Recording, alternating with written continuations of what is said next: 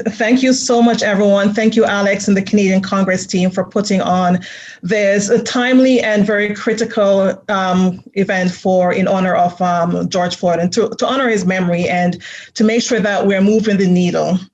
My focus today is to talk about, our most precious resources, or young people or youth, and to make sure that the conversation doesn't end with just corporate and government, but we're also making sure that we're putting strategic plans in place to ensure that we are invested in our communities by putting focus on our young people, particularly our marginalized youth, to ensure that they have the right tools, access to opportunities, and the right level of support to help them succeed. Investing in our youth provides immediate rewards to everyone, to individuals and to an organization, with increased exposure, potential new clients, and as a strategic and long-term investment into the future by developing innovative leaders for the world tomorrow. When organizations invest in our young people, you're developing a pipeline of talented individuals, your future leaders.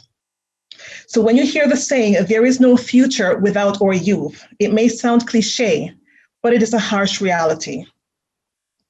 So I'm going to share a few stats with you, and the numbers that I'm going to share are Canadian-based, but the solutions that I'm going to provide later on are universal, can be applied in any country, in any setting.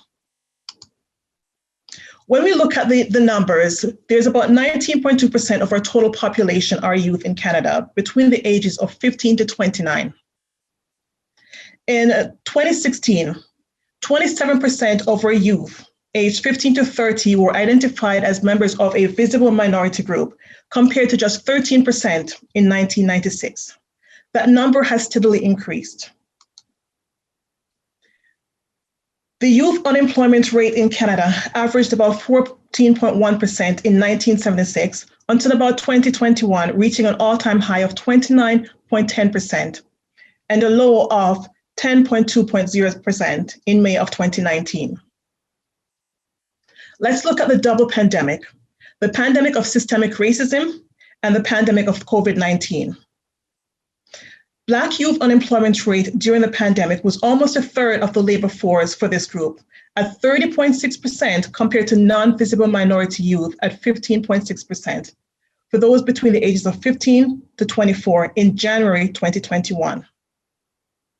In Canada, Black Canadians in the core age group between 25 to 54 years old were more likely to hold a bachelor's degree or higher at 42.8% than Canadians in the same age group who were not a visible minority at 33.6%.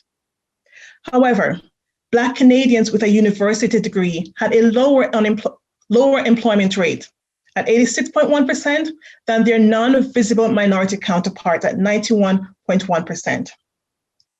So what does this mean? In Canada, we pride ourselves in stating the fact that if you have a university degree, you will be afforded higher paying jobs, better quality of life. The reality is that's not the same for visible minority Canadians. What is relevant to our youth? This means that this is a problem that exists today that we need to solve for now. We need to take decisive actions to make sure that we are setting our youth up for success in the future.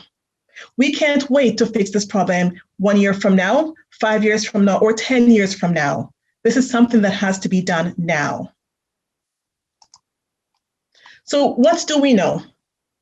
We know that our youth are excited to be engaged and involved in improving their communities.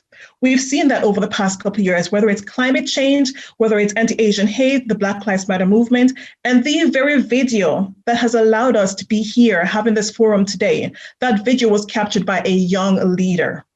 The murder of George Floyd was captured by a young leader who was able to make this moment possible.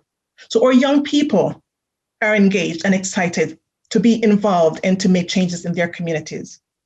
Or young people want to achieve success. They want to live in a world without barriers or discrimination. And we know they want to advance to full-time work, full-time meaningful work, higher education. And many have the skills and the desire to be successful entrepreneurs. So how do we make changes happen for them? Well, we can start by one, empowering our young people. And to truly empower our young people means you need to have their voice at the table. Community leaders, organizations, community groups, invite your young people along so that they can share their input, their opinion, they have a voice. And when they do share their opinions, make sure that you're implementing those ideas and suggestions. Don't just take the information and shelve it, put it off on the back burner somewhere. Make sure that you're using their ideas to drive effective change. As a leader, you too also have a position of power and privilege and the knowledge that you can pass on to our young people. Make sure that you're sharing that information with them. And that's how you empower our young people to be able to be more active and engaged and to help effect change in our communities. Another way that you can help our young people is by mentorship. Through mentorship, you can coach a young leader. You can provide them with tools, support, resources to help them achieve their dreams. Many of us as adults, are familiar with mentors, and mentors can do amazing things for us. It is the exact same thing for our young people. Reach out. It doesn't matter the color of your skin. It doesn't matter your background. You have the power and the ability to reach out and bridge the gap, especially in those specialty fields, firefighting, police, medicine. Reach out and share your knowledge with a young person. And that's how you're able to bridge the gap and make sure that young leaders have a chance to thrive. In 2019, a perfect example of mentorship. In 2019, I had the opportunity to accompany a group of young leaders to make a delegation in front of Dufferin County Council to have Black History Month recognized for the very first time in Dufferin County. These are high school students ages 14 to 15. They had a voice and they saw the impact and the importance of making their voice heard. That's the power of mentorship. Another way that you can help a young person out is volunteer. Share your knowledge, share your skills with them, provide motivational speeches in schools, in your church setting, in your community groups. There are so many ways that you as a leader can impart your knowledge and experience on a young person. If a young person cannot see themselves in you, they cannot see their future. In order for them to be able to achieve their dreams, they need to be able to see it, believe it, and dream it. So you have the power to help shape the lives of so many young people so that they can be our future leaders. Networking is also another great way. Again, networking is key because it opens up their worlds to so many different careers, so many different opportunities and individuals who can connect them to allow them to achieve their dreams. Networking as an adult is powerful for you. So imagine what networking can do for a young person. Make yourselves available on LinkedIn. Share that you're open for someone to reach out and connect with you. Volunteer your time again. I've talked about that previously. Networking does wonders for a young person. Career fairs, many schools offer career fair sessions. Participate. If you don't have the opportunity to go into a school, partner with an organization and lend your time to share your career journey with a young person and inspire them. And hopefully they too will be able to achieve their dreams. Last but not least is through donations. Donations to any organization will help to empower a young person through mentorship, through scholarship opportunities, and providing a number of different avenues where they too can learn and achieve their dreams. One such organization that is doing amazing things, more talked about, was the Dufferin County Canadian Black Association. This organization has partnered with several organizations to be able to provide scholarship opportunities to graduating high school students, as well as existing post-secondary students. One of the barriers we know with young students, especially young Black students achieving their dreams is funding.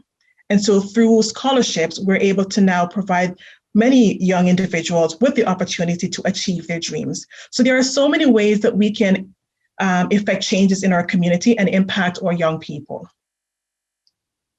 So I'll leave you with one final thought. And this is a direct quote from our gracious host, Alex Ihama. An action is required for the reaction you desire. If you do nothing, nothing will happen. So how will you create space and provide opportunities or allocate resources to empower our youth to develop into future leaders and change makers of the world? Thank you so much.